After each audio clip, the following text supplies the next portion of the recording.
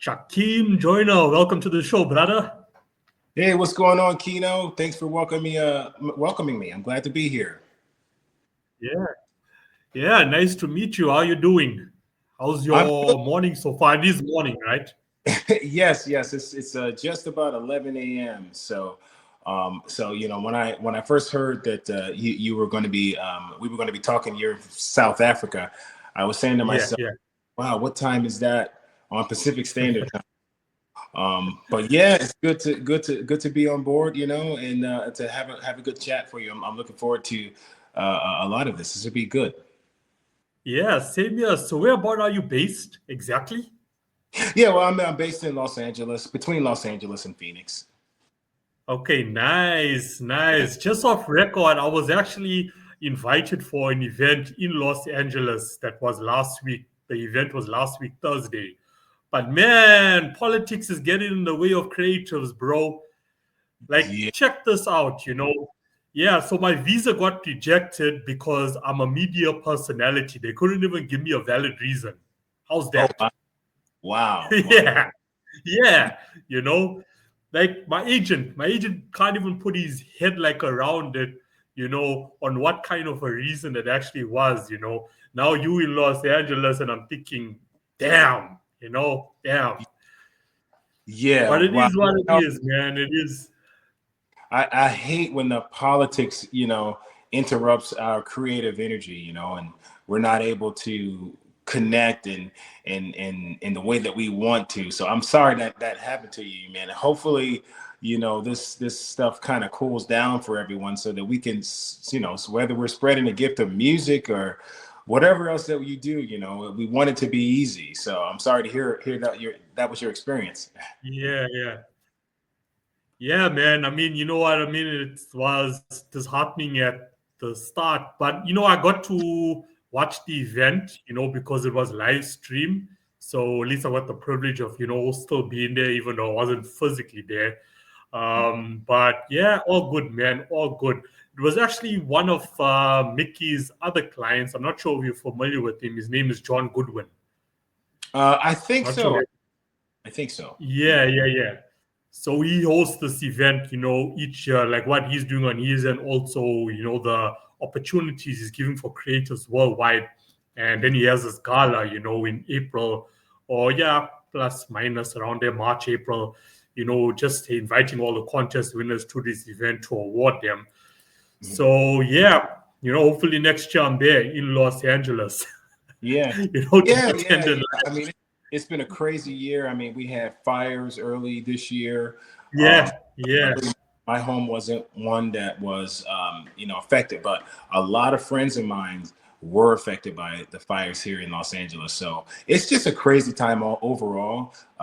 Coming to Southern California, but hopefully it'll clear up for everyone. Yeah, I guess the world is just going through a transformative moment at the moment. There's a lot Yeah, of stuff that's changing, but as I said, the politics and what happens globally between the powers of the world shouldn't affect creators such as ourselves. You mhm, know, mhm. that Yeah, should never happen. That should never stand in the way. You know what I mean? The yeah. work that we're doing, one of the golden brush, golden pin. I think it was the golden brush of the same event that happened last Thursday. She concluded her speech by saying, not in the exact words here, but our creativity changes the world. Yes, yeah, That's what we do. That yeah, naturally comes, no matter whether you're an author or musician, with you, it's both, your work, that bigger purpose, changes people's lives in one mhm, way or the other. That's our responsibility as creators, yeah, yeah. so if we eliminate the politics out of the industry, it just makes it so much more easy for us to like change people's lives and change economies, change countries. That's what Yeah, art does. yeah, So yeah, that was so emotional, yeah. so And emotional for me. yeah, it's what we do, as artists, creatives, authors. It's what we do that actually bring people together. We bring countries together. You know, we bring families together. We bring people with different political views and even religions we bring together. You know, that's why I'm so passionate about what I do, not only as an author, but as a musician, as someone who writes music. And you know, it's like, who cares, you know, who wrote it or where it comes from. You know, it's just something that moves people. It's something that matters. And it just, you know, we have to keep doing this because it's what we do that's going to break, you know, the tension of the world, you know, that exists now. So we have that responsibility as creative, really just to continue to be creative and continue to put our work out there unapologetically, so that we can, you know, make the world a better place. Quite frankly. 100%. Yeah, and bring more unity. Bring more unity. Yes. In the Yes. world.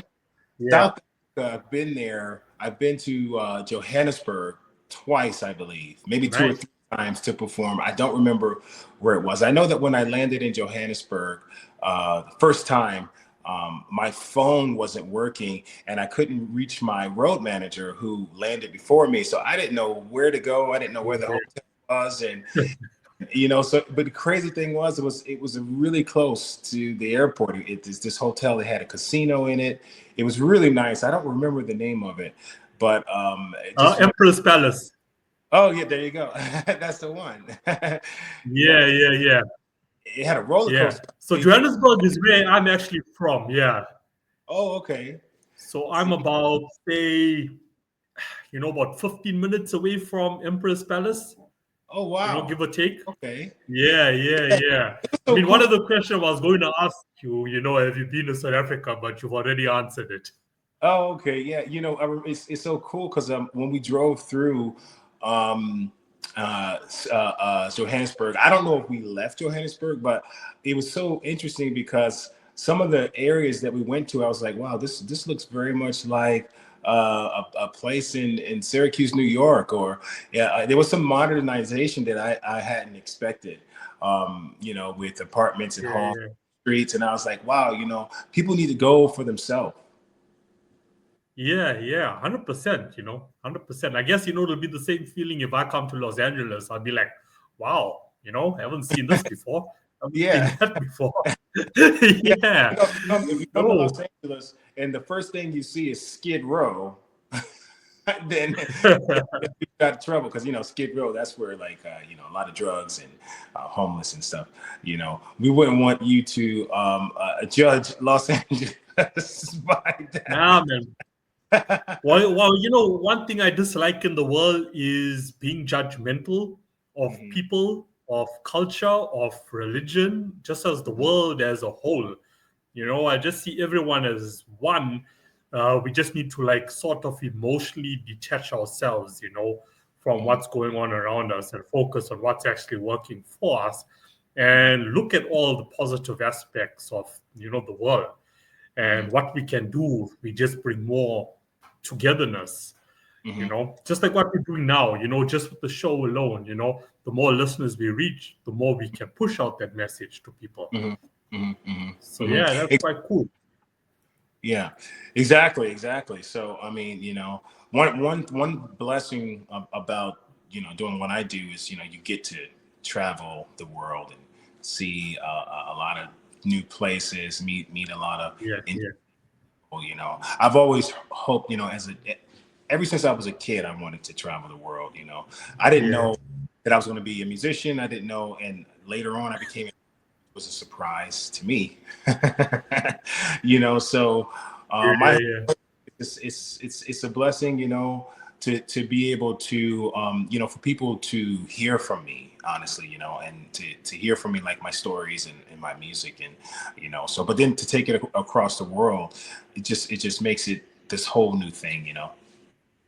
Yeah, I mean, the nice part about it is, like, you're traveling the world and you're traveling with purpose, you know, like, you know, you're not running away from any, you know, reality. Like, you know, that's one thing I also, like, said to myself, you know, like, I also want to see the world. I want to meet different people, you know, different cultures, learn from other people, but it had to be driven by purpose, not like, oh no, I want to take a vacation and I want to go to Los Angeles now, for example.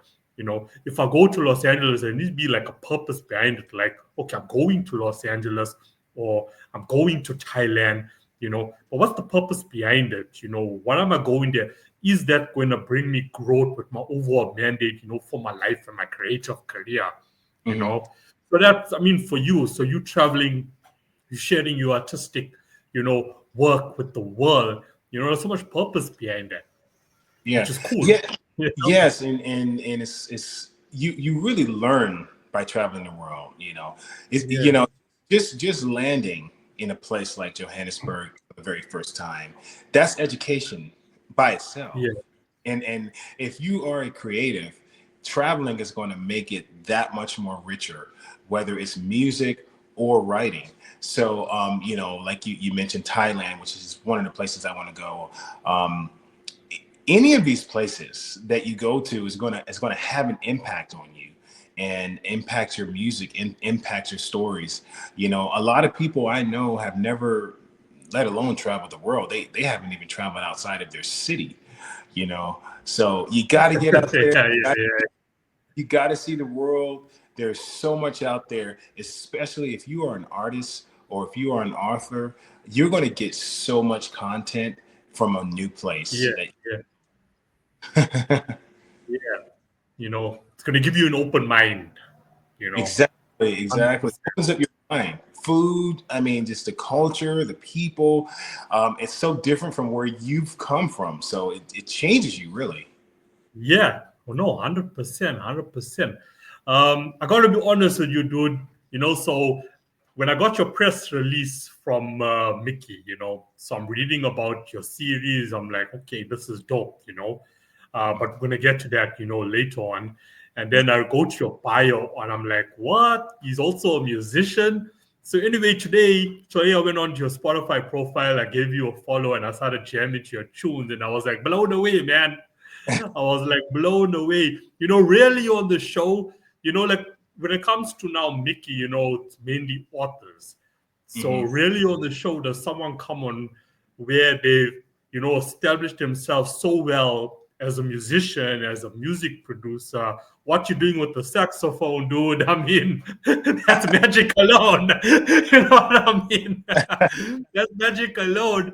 So, you got a story to tell, you got a story to tell. So, we can start off like, day one for you, where it all started. Let's give the listeners some background history, where it all started for Keem, day one. Day one.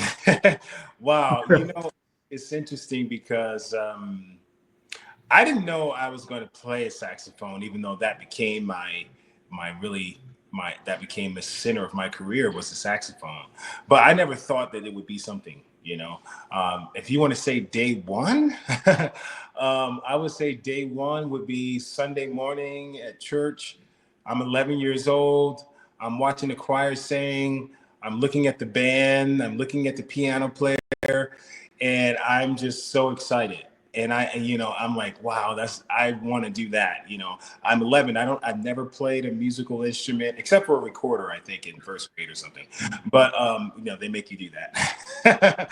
But, yeah, so I was excited by all of the energy coming from the band, So every Sunday when my mother would take me to church, I was always like looking forward to just watching the band, So, and I managed to convince the choir director and leader that I could be in the youth choir, even though I was a little too young to be in the youth choir, and I was singing. So I started off singing before I started playing the saxophone.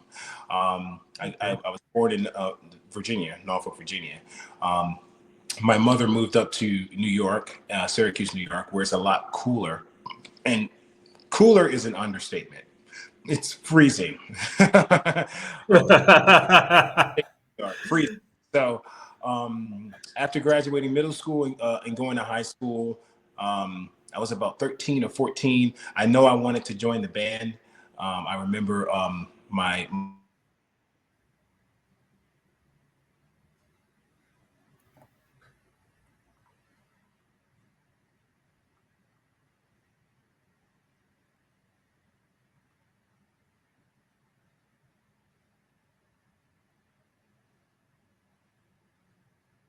It's interesting because when I asked the music teacher if I could play the drums, he told me that they already have enough drummers. Yeah, it looks like I might have lost you here.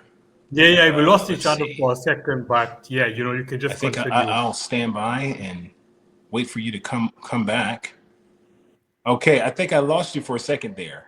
Yeah. Can you see me now? I can see you now. I don't Yeah, know yeah. where I should continue from.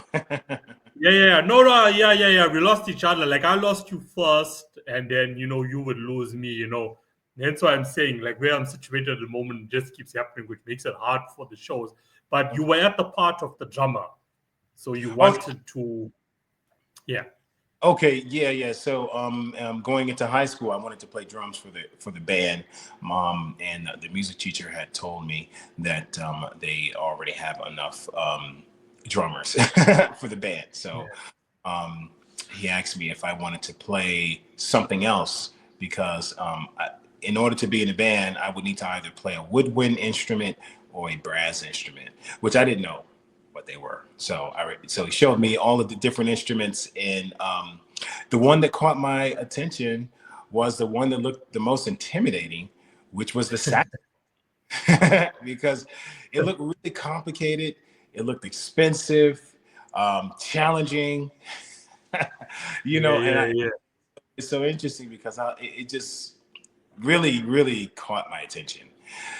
My music teacher gave me a tape, and on the tape was, people like Grover Washington Jr., Charlie Parker, Cannonball, all of these artists that I didn't even know who they were at 14.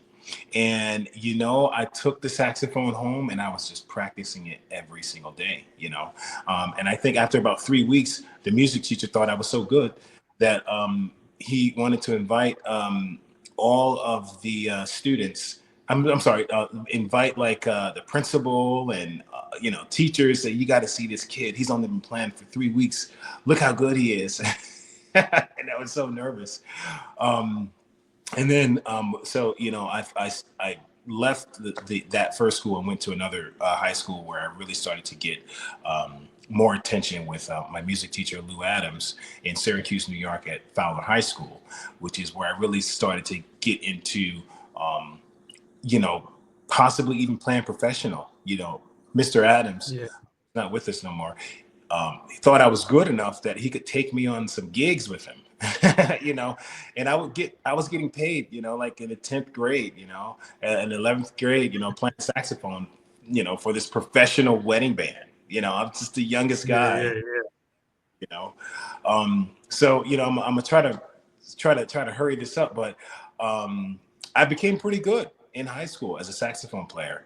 After graduating high school, I moved back down to Virginia, and I wanted to take center stage. I wanted to be the guy that everyone's paying attention to. I wanted to be a lead solo artist. That's what I wanted. So, I went on tour with Ronnie Laws and Gene Carn and Bobby Lyle, and you might have heard some of these names. And I decided that that's what I want to do. I want to do music full time. And then I said, Yeah. I'm going to do that. Where am I going to live? So I remember sending a message to Gerald Albright, who was someone that I looked up to as a saxophone player. If I want to take this and make it a career, where should I live? And I think his response was, you're either going to live in New York City or Los Angeles. And I chose the one with the better weather. So I'm 23, and I'm 23 years old, and I moved to Los Angeles. All to pursue a music and career, pursue a career in music. I had to get a job. I had to work, just like everyone else. But just to make a long story short, at 27 or 26, 2006 was when I signed my first recording contract. After sending That's the part of long story short, at 27 years old.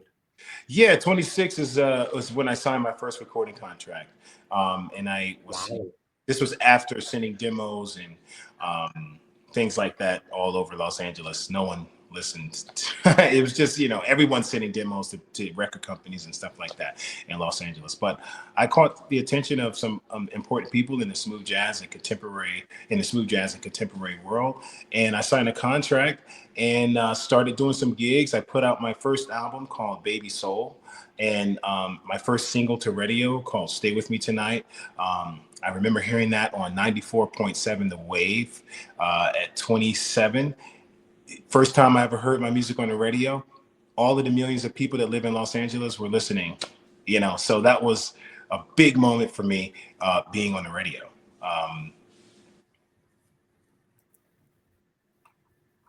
Are you there? Okay, there you go. I just lost you for a second. But yeah, I put out another album after that, and then I wrote a hit song, called I'm Waiting for You, which was a #1 song for 12 consecutive weeks on the Billboard. So, and then I wrote another song that was another hit song after that one. So I had 2 #1 songs back to back in 2009. So I would say that kind of put me on the map as a contemporary jazz artist, and kind of, I don't know if I want to use the word household name.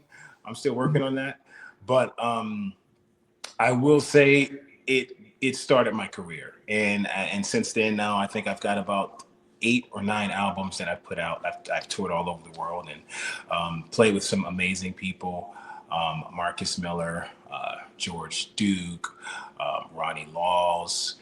Just a long list of artists that I've had the opportunity to share the stage with. So, and then of course, writing came later.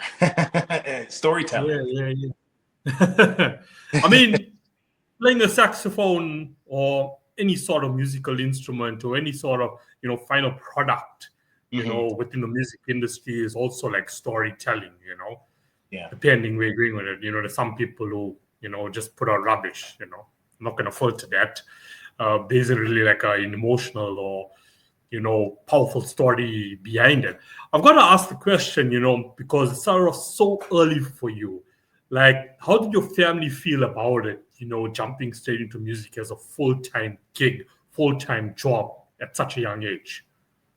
Yeah, well, I think for any family, first you want to support your family members, like your whether it's your mother or your brothers and different things like that. When you see someone who, like, I came from humble beginnings, we grew up in the projects, which is, not the best neighborhoods, living in, whether it's, in New York or Virginia. So, they were very inspired to see that I was going to not only just the national stage, but the world stage.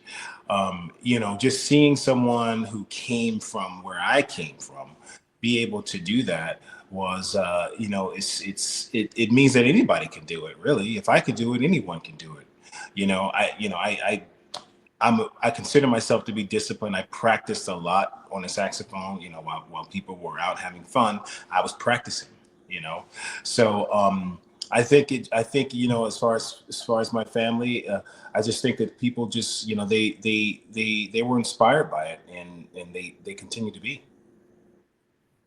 I love how you said that, they were inspired about it. And the reason I asked that question is because, I do my best, with what I do as a consultant within the creative space to push parents to have, as you said now, I could have not said it better, to be inspired by their kids' musical talent, and not put it on the side and be like, oh no, this is just like, a hobby, not something you should really focus on, focus on your school career, focus on going to college, focus on going to university. Yeah, you can do those things, but don't lose sight of, what your kid's true passion is, because just look at what it's done for you. Passion. Exactly.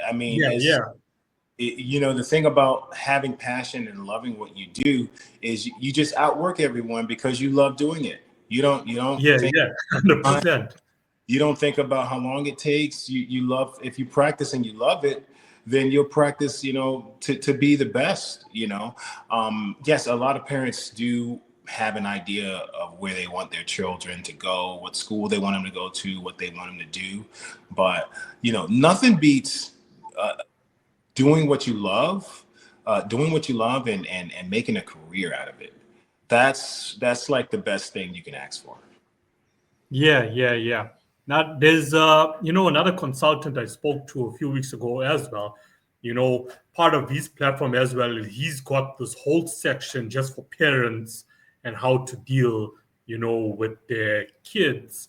When they're involved in music and, they got specific talent, whether it's, playing the saxophone, whether it's playing the piano, that's where they driven, that's where they want to be. So he's got like all these courses lined up. It's like, when you're having a baby for the first time, you get all these books, or to be a dad or to be a mom. So he's created, these courses for parents on how to actually navigate, their kids' career at a young age and also legally protect them. And he's passionate about, these topics as well, because he also sees it in the States, where, I'm 8 or 9 years old or 11 years old, if I had to use you as a reference, and then, I'm more interested in playing the saxophone than I am in doing my homework, instead of parents actually, shouting at their kids about it, or, take the saxophone away, let me rather embrace it, let me learn more about you and why you actually so into it and embrace it. And I feel instead of sending, your kids now to an academic driven school, why not a musical school? Exactly. So, yeah. It's music is just as important as anything else. Everyone listens to music, but not just music, even writing, storytelling. Everyone's, reading stories, all the movies that we go and see, all of that stuff is written, by someone. So a lot of parents tend to not look at creative stuff as like a career, so they will look at their children in a kind of a way that's more along the lines of, well, maybe you can do that as a hobby, but make sure that you have a backup or something like that.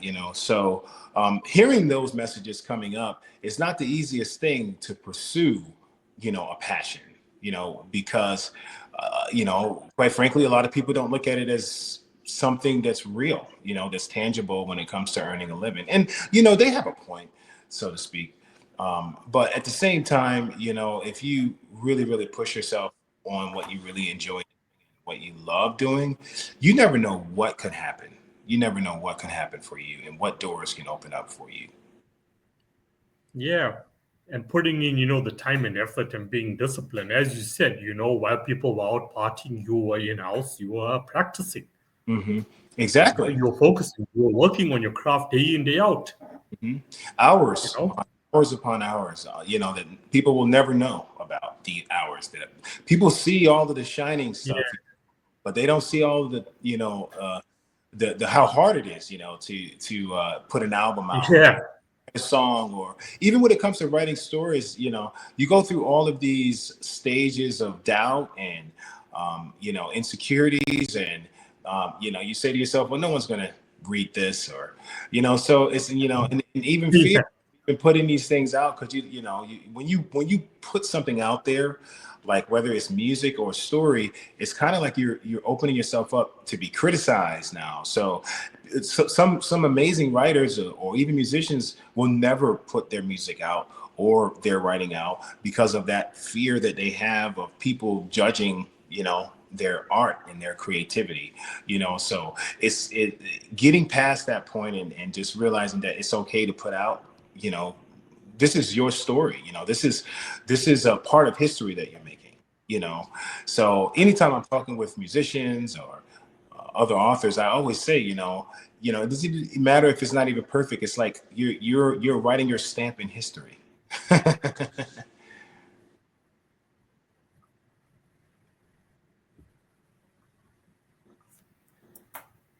Yeah. I lost you for a bit there, but I got Oh, okay. what you had to say about the topic. Okay, I don't know where did I struggle is real, man. Struggle is real.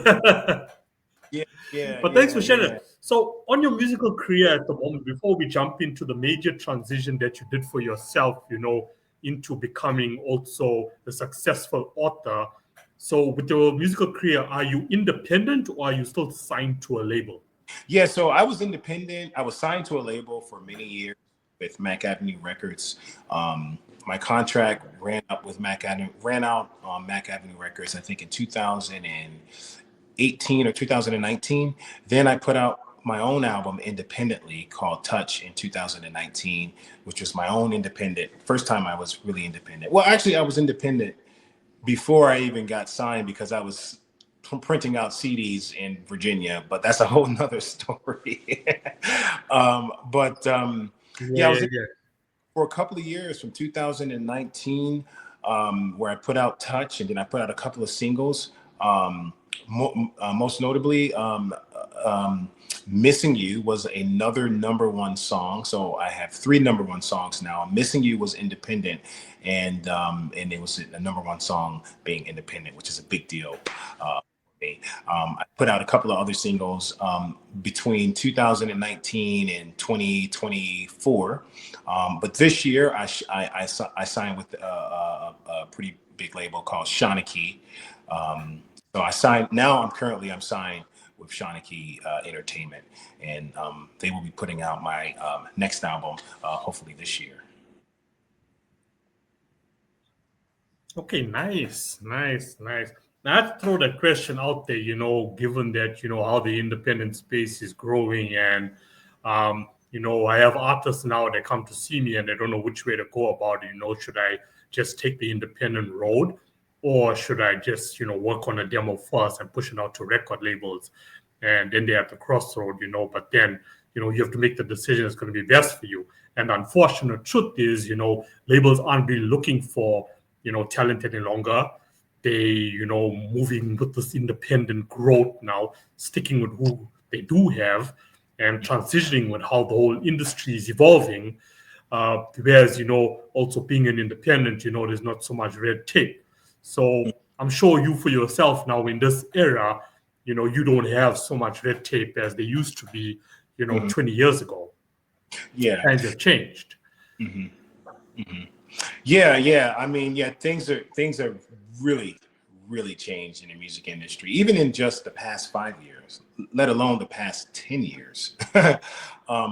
So yeah, a lot of labels are looking for, and it's, as far as I'm concerned, a finished product, quite frankly, an artist that's already kind of got a following and different things like that.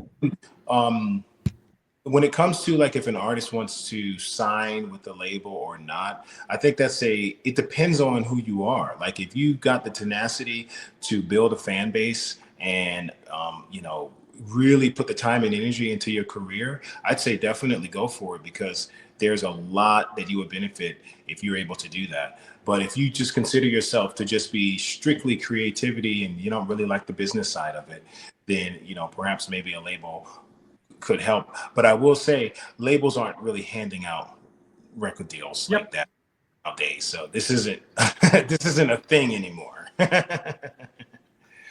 Yeah, no, 100%. That's it. It's not there. And I still see, in South Africa alone, so many artists because, the unfortunate truth is, especially if I look at, your lower to middle class, which is where I ideally focus on, they don't have the resources available to them to self-educate themselves, on how the industry is, in this day and age in 2025 and what you can do for yourself if you put in that time and effort and educate yourself, and build a network, build a community of like-minded individuals such as yourself and myself, listen to such podcasts such as this. And I mean, there's thousands of them on there, out there, not just on Spotify, but YouTube alone. But unfortunate truth is they don't have those resources available to them. So, they still, in the studio jamming with their friends, doing awesome, great raw recordings and putting a demo together, hoping that, a record label will sign them. But even if they do get that opportunity to present themselves at a record label, they don't even know the legalities behind it as well. They don't even know what comes with a 360 record label deal.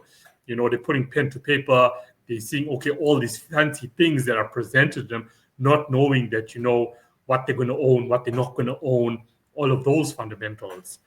So hence why, there's guys like us, out here just to guide them, down that road. Mm-hmm. Yeah, and yeah. hopefully they find their way. Yeah. I mean, because a lot of artists, they don't know about publishing, royalties, and different things like that. The benefits of writing your own music, which is a huge benefit, by the way. So, I mean, that in itself, streaming revenue, it's just a lot, honestly. And probably the same thing with, storytelling and writing and stuff like that, too, I would imagine. That publishing companies aren't handling out publishing deals for authors like that either. I mean, there's a huge movement for self-publishing just as much as it is for, artists that are putting their music out independently. Yeah. I mean, that was one of the main reasons I decided to bring authors onto the show. When Mickey first approached me, I was like, yes, because I realized that what's going on in the music industry is also happening, with authors in the writing world, in the storytelling world.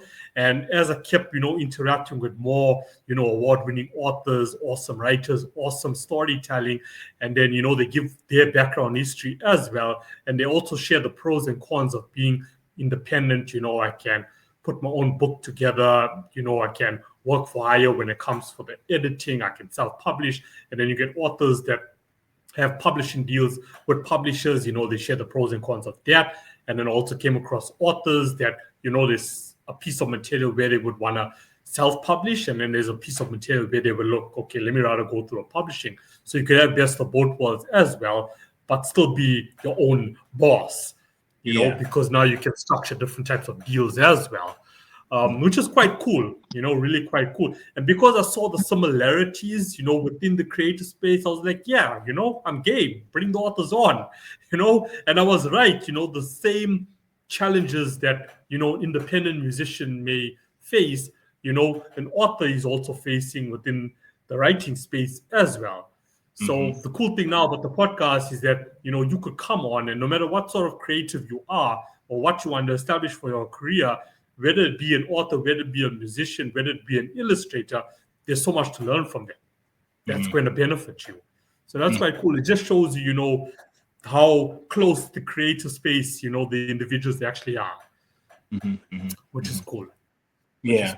Yeah, I mean, so, and that's why it's so great, what you're doing here, Keith, bringing on the talent and different things like that. It's so important that you continue to do that. I mean, because a lot of authors and musicians, they're fighting the same battles, and your ability to see that just makes a difference.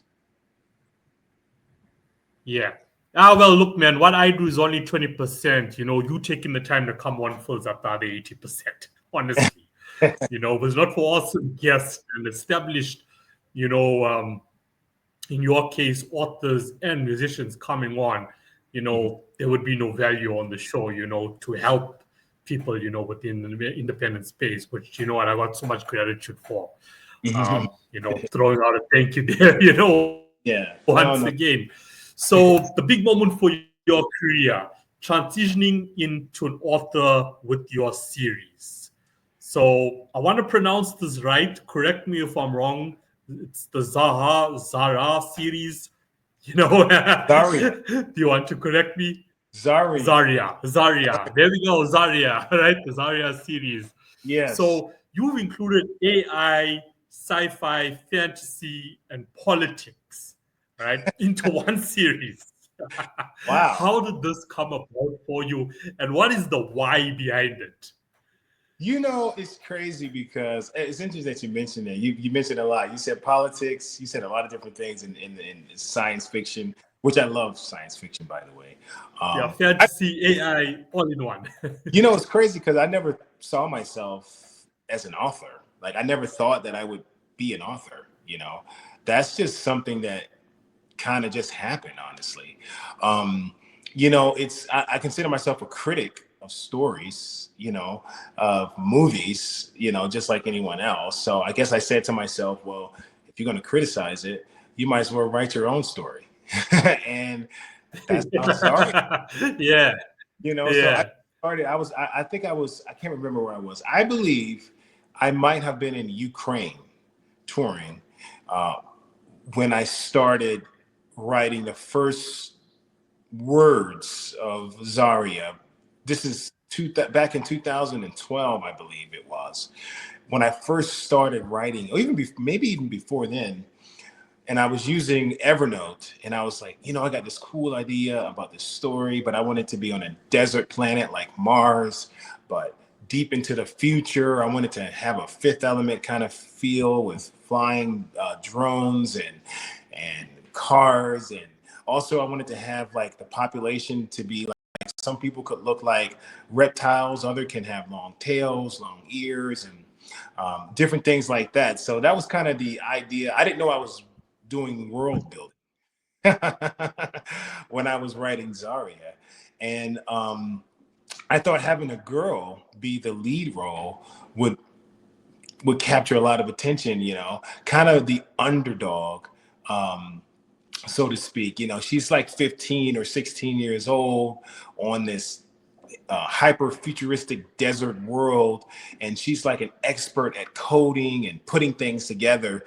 But you know, maybe people don't trust her or don't like her because maybe she's too young, but she's smarter than everyone, or maybe because she's a girl. Whatever the reason is, she doesn't get all the attention that she should, even though she's the brightest, so to speak. So, you know, in Zarya, you know, she puts together from a junkyard using her own coding and computer smarts that she has. She puts together this device just from a bunch of junk from, you know, the big city, which is called New Sabrinia. Sabrinia is actually a place in Mars, believe it or not. If you look under Mars and look under some of the places, Sabrinia is an actual location on Mars. I'm not saying that this story takes place on Mars, although I will say my idea might have been, say, 6,000 years ago, Mars was futuristic, like way in the future, and then something happened. Yeah, yeah. You know, that's just kind of simmering in the back of the idea of when I'm putting the story together. So a lot of the you know, the world is very much feels like Mars in a sense, except for Star Wars at the same time. and maybe Divergent series where it's a female that's kind of like heading the charge. She puts together this device that she names Sochi from a bunch of junkyard parts, you know, and she puts it together and builds it, and puts all this coding in it and creates this hoverboard, so to speak, that goes really, really fast, you know. And she's not even supposed to go fly in the air at her age, because you're not allowed to on where she lives. You know, you have to have a certain license and all of this stuff to be in the air, you know. But she's up there speeding, flying, and just going faster than everybody, you know. So it's Yeah. adventure in that story. You have to read it because it's great. You know, it starts off in kind of like where you know, because at her age, she's looking. She hasn't met her parents because they were trying to get away from a military leader, and they hid her in this compartment while her mother was being chased down, and they captured her mother, and then she gets picked up by her grandmother, and she gets raised by her grandmother. But her purpose now is to find her parents, who have been locked up since she was a baby. So I don't want to give away the story, but she does some awesome stuff. Yeah. First book. The second book is it kind of follows up where I'm not going to say what happened because that would completely give away the story, which would not be cool. But I will say that her AI that she created becomes more intelligent and sentient, and it's smarter now. It can control other bots and other drones and things like that. So her coding skills is better, and now all of a sudden she can hack into networks. It's just crazy. So that's Zarya. At least in a nutshell. Yeah. But I hope you read it because I'm giving you the information, but I don't want to give you all the information. So it's weird. I hope I built the air for you. Yeah. Well, I mean, the main mandate of the show is, for listeners to get to know you personally as a person. That's why I start off, with anyone that comes on, your day one, and just to give like, a brief summary, small giveaway of what, the storyline is all about. Um, I would love to ask the question, okay, especially with futuristic authors, like what you just explained now. Don't we see, there's a dotted line between fiction and non-fiction again. Don't we see like that's where we are actually evolving right here on Earth, you know? Yeah. Like someone could read it and be like, okay, science fiction, and yeah, this is not real and this can never happen. But I think we both know that this is where we are going. Yeah. And it's, one thing that I try to do in my writing is to, while it is science fiction and it is futuristic, how can I make the reader feel like, well, this seems like this is plausible, even though it's not right now. It seems like it's a device that we could use, in the future, or this could happen, even though we're not there yet. So, we're moving, probably pretty fast into the future, and even with some of my new writing and things that I'm working on, based on some of the stuff that has been happening as of recent, like even with robotics and AI mixed with robotics. And so now that like kind of opens up a whole new idea of what's possible in these types of stories. And obviously I want to expand everybody's imagination with my writing. I want people to just get soaked into a world that's, just like, I like the idea of also being different than the world that you're in when you're reading my stories. So, so I try to push it beyond, what you can do right now for sure. Like for instance, in I will say, okay, so in Zarya Episode 2, I bring in or is that Zarya Episode 3? Gosh, because I don't want to give away the story. Look at me. This is crazy. I'm not gonna I will say animals now and different creatures that mix with technology, so to speak. In one of the episodes, I believe this will be episode 3, which is not out yet. Hopefully, that'll come out this year. Where now Zarya befriends a really big beast that flies, so to speak. So, and then she adds technology to the beast. So it's futuristic. Got animals that don't exist, on Earth, obviously. So that just adds a whole nother element to the adventure. Yeah, nice, man. This is the second week in a row I've had a futuristic writer come on. And the writer they had last week, his story, is about two individuals as well, and they are traveling 4 light years away, to a new planet. And then we did the comparison, with Elon Musk wanting to take, now humans over to Mars, to build, civilization there. But I mean, his whole mandate with his story is about, we just need to create better living conditions as humans together right here on Earth. So that's why I just bring in, that dotted line between fiction and non-fiction, because, reading about your book and what you just explained, I just see it, actually do happening, in the future. Maybe not the storyline itself, but, elements of your story. We already see it happening.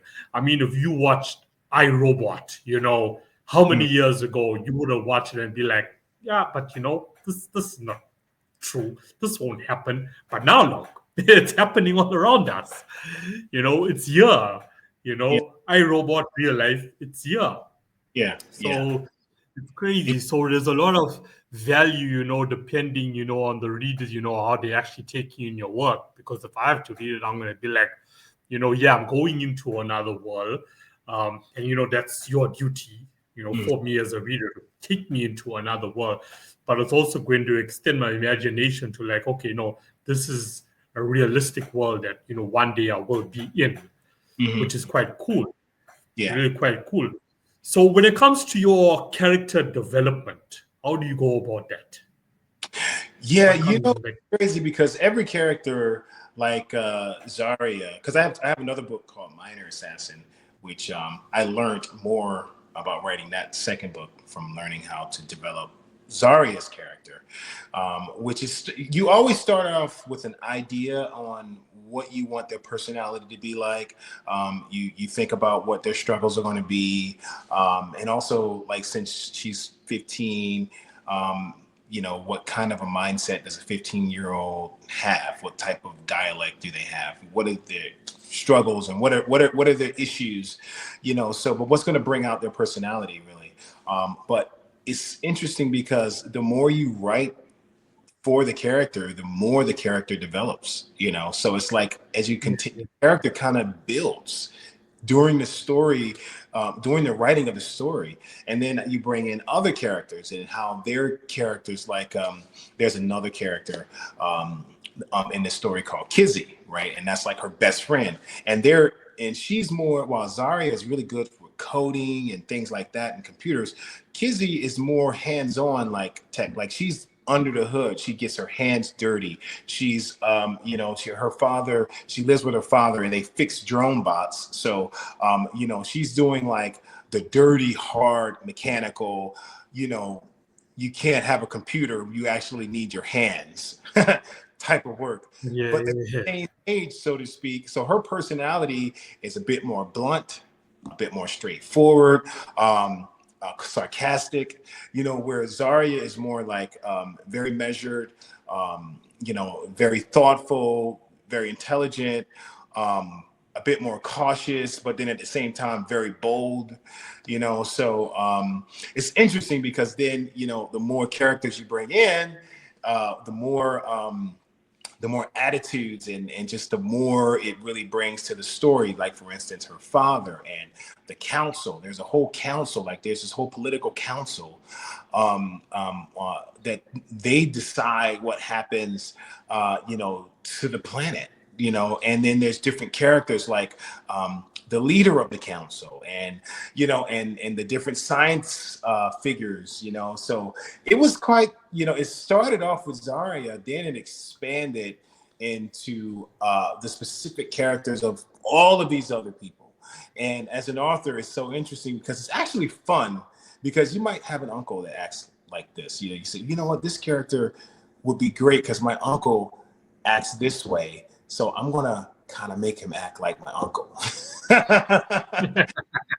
or this person is like reminds me of my sister, just in the way that she's, maybe very loving, or so this helps when it comes to character development. But I will say it always starts with something, but it just kind of evolves on its own. The characters tend to really just like they just get more solid the more you write.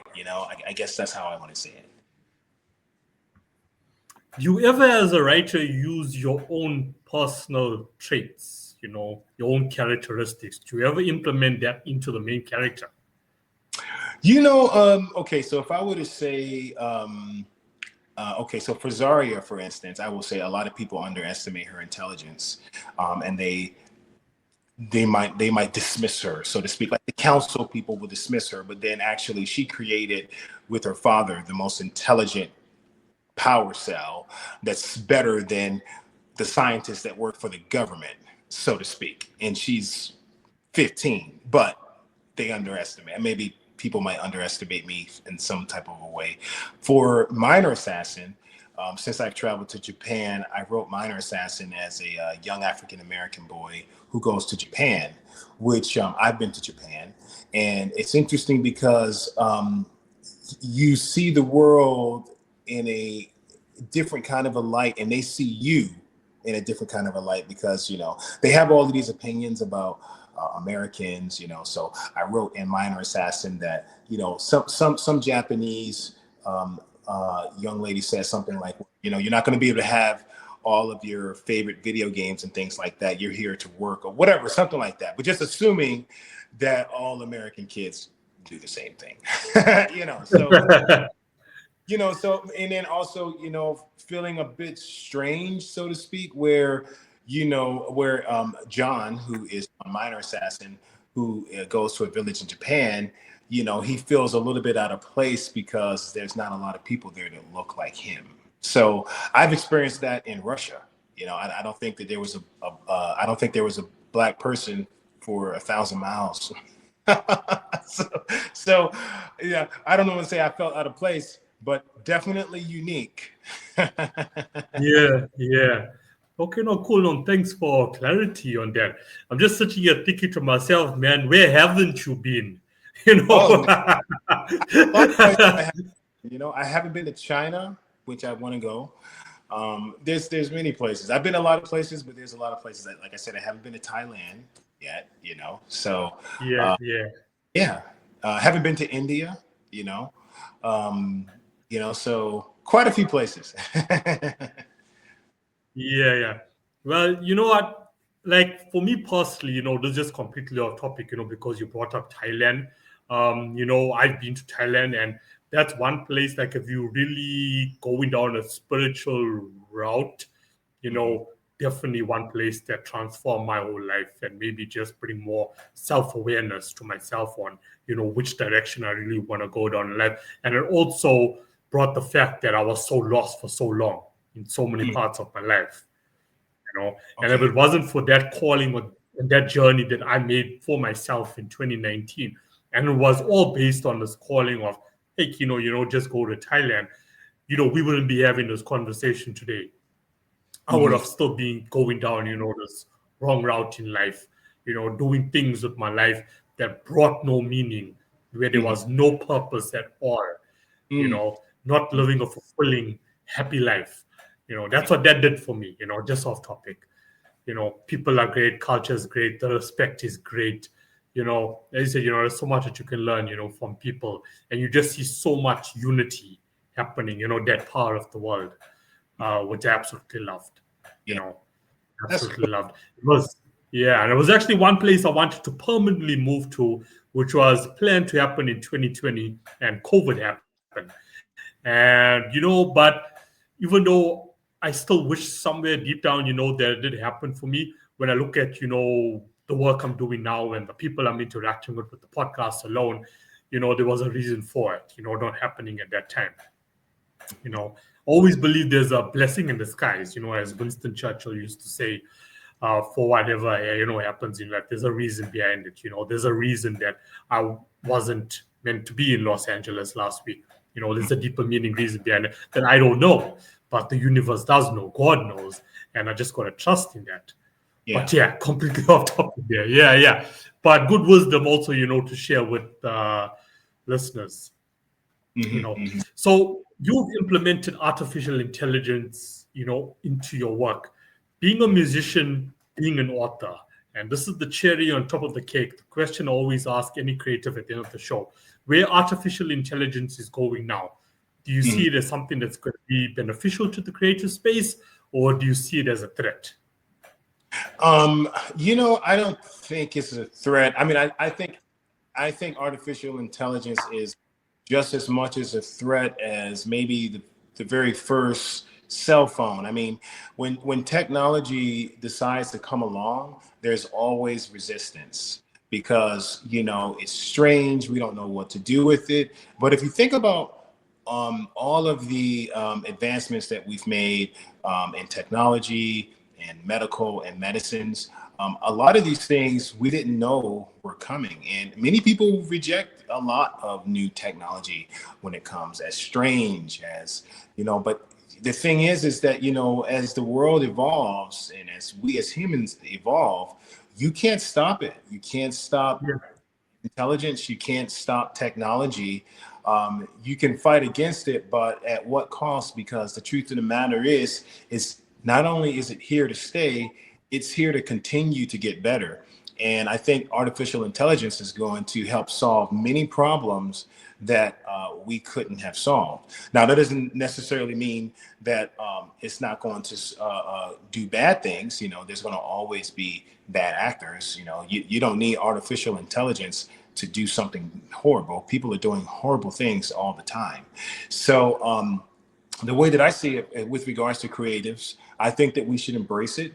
I don't think that artificial intelligence can replace human intelligence, because we have a soul, we have passion, we have love, we have care, we have experiences, we have things that artificial intelligence can't replicate. Like for instance, like as a performing artist, you can't have an artificial AI perform for you and feel you when you perform as an artist. So, but I think that we can use it to help us, whether that is, it could be anything from song titles to, ideas on show development and concert development and organizing day sheets and different things like that. That's using it, to help. You can have it help you, put together outlines and different things like that. But you just can't have it replace you. And as long as you work alongside with it and use it as a tool, just like anything else, it'll probably help you. Yeah. No. Thanks for sharing your opinion on that. And the reason I asked the question a lot is because, a lot of creators are getting like, scared and worried at the moment now. Okay, I'm gonna spend, the next few months or a year putting my first book together, and now you get the scammers that are out there and they're creating, one new book a day using artificial intelligence. They're uploading, they're monetizing it. Should I stop? Should I stop and work because, where am I going to find my audience? But you will find your audience, and that is the message. Now, if you just put out organic work that's coming with passion, that's coming directly from your heart, and you are telling, like a proper story that actually means something, you will find your audience. It's there. You just need to put in the work, to find it. But I 100% agree with you on what us as creators can actually use artificial intelligence, to help us in our personal life to deal with certain things that we just don't have the time to deal with. Exactly. And the thing is it's like, not only because, there's a lot of scammers out there that are putting out a bunch of books and things like that, just using artificial intelligence. But here's the thing though, what I've learned is people connect with you, as a person.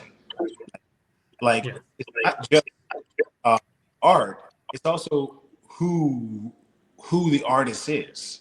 And they're buying just as much into you as they are into anything that's being written. So if you really want to have a strong long-term career, it's really going to be about who you are and people connecting with you as an individual, which is the whole purpose of art is the artist.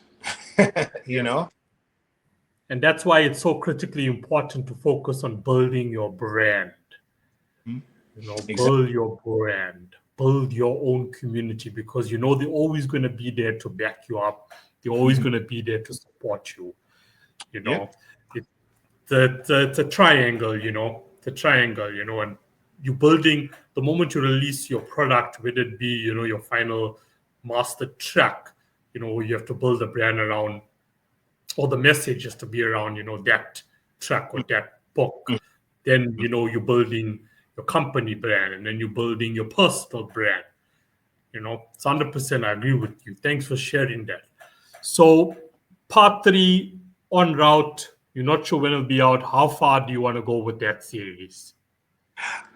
Part 3 is not going to finish the series. So it's just not, it's going to finish and answer some questions, but the series is going to continue for quite some time as far as I'm concerned.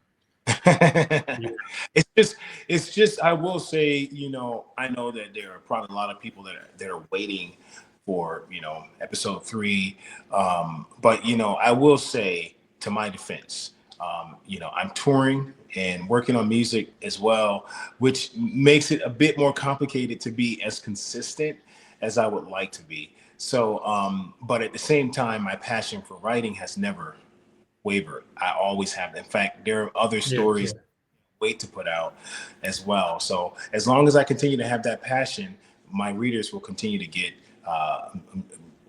written material from me. Yeah. Now I was gonna conclude with that, man. Like, I mean, as you said, there's so many things happening at once, especially for you, your musical career, your writing career.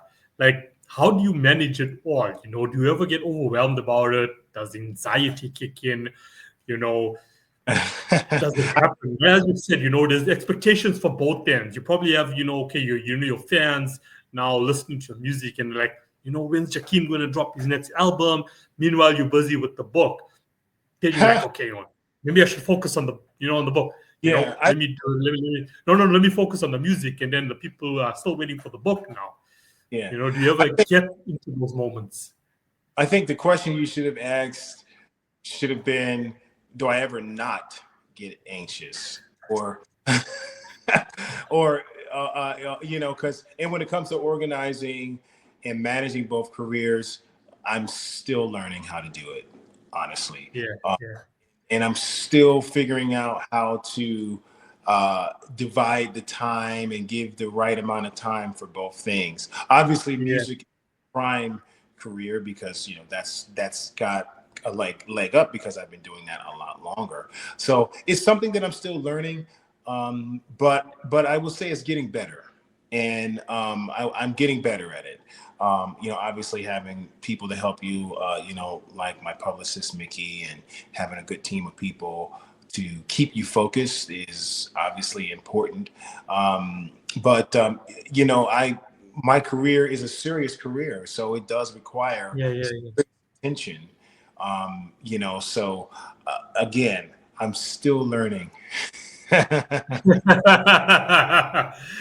It's so, like recently, like I've always been into, meditation, and I just do my best, like day in, day out, just to be present, which can become difficult in an overwhelming life, and I'm sure you can relate to this, like even if you're just on a podcast, and you're chatting, and in the back of your mind, it's like, shit, tomorrow I need to do this. I need to do that. I need to do this. And then you're like, be present. Be present. It takes a toll, it takes a toll, I'm sure. But you seem to be managing it well. And as you said, you're learning as you move along. It's like asking someone, are you the good guy or the bad guy? And, I don't know. That's the correct answer. Like, I don't know. That's when okay, it's someone who you can trust, someone who's trying to figure it out. He's giving you an honest response. I just don't know. But learning as I move along. Exactly. And that's the best thing that we can do is learn as we move along. Yeah, 100%. So, Jackiem, where can people find you online? Yeah, I'm sure there's a lot of places because you're on both ends here, But where would you love people to go to get it all? The best place is just, on Instagram or Facebook. On Instagram at Jackiem Joyner. It's just as long as you spell my name correctly, you should be able to find me. Obviously, my website is jackiemjoyner.com. But yeah, just look me up on Facebook /Jackiem Joyner or Instagram at Jackiem Joyner. And do you combine both your brands, for musical and writing on, within your social media platforms? Or do you like to keep it, separate? I created a different a profile called author.jackiem, but I'm still working on how to manage both profiles without leaving one behind. Yeah, I know what you're saying, man. So while it's a great idea and it makes perfect sense, the question is are you going to be reading messages there? So I'm putting people more into, well, they can still go to both of them, but I'm trying to combine everything now, just so that I don't have to manage so many different things. Yeah, man, I get where you're coming from. Mm-hmm. And where's the next city? Where are you going to next? Or is there anything planned? Yeah, I just got back from Dallas yesterday. I was in Dallas over the weekend for a show. My next show will be May 2nd. I'll be in Milford, Connecticut. But I have a full tour. I'll be in Connecticut. I'll be in Wisconsin. I'll be in Houston, North Carolina. I'm also going to Cancun next month. So all over. I'm keeping it busy. Yeah. You definitely need to love what you do, because I would have been like, Jackiem, do you even have a social life? Yeah. I mean, I have to. Actually, Twitter makes you have a social life, believe it or not, as an artist. Yeah. Nah, I mean, as you said at the start, that just loving what you do, Mhm. no matter where you gotta go, where you gotta be, where you gotta show up, whether it's on stage, whether it's on a podcast, because you love it and you enjoy it, it doesn't really have this major strain on you, like you're forcing yourself to do it. You enjoying it, you loving Exactly. it. Exactly. And that's the key. Enjoy what you do, love what you do, and you'll do it forever. Yeah, your space is where every creator out there, needs to find their way into. No Yeah. matter what the schedule is, I'm loving what I'm doing. This is what I wanted for my life. So, even though it's overwhelming and there is challenges along the way and there's a lot to figure out, but main thing is that I still have a smile on my face each and every single day. And that's what counts more above all. Exactly. Being passionate about what you do will create that smile on your face every day, and you'll love it every single day, forever. Yeah. Jackiem, my brother, thank you so much for coming onto the show. Much appreciated. Apologies once again for the connectivity issues that we had. But I must say it was much more better than last week. Much Oh, more better than last week. okay. Well, So this I guess there's something happening in Los Angeles, that's not happening in New York, that I enjoy gave my us much more better connection. yeah. This Yeah. was fun. It But was thanks, great. man. This has been Yeah, yeah. a Yeah, no, thank you so much, and keep doing what you're doing, brother. Keep doing what you're doing. thank you. Thank you. All right, we'll chat again soon, my man. Yes. Bye bye. Hey, bye. Yep.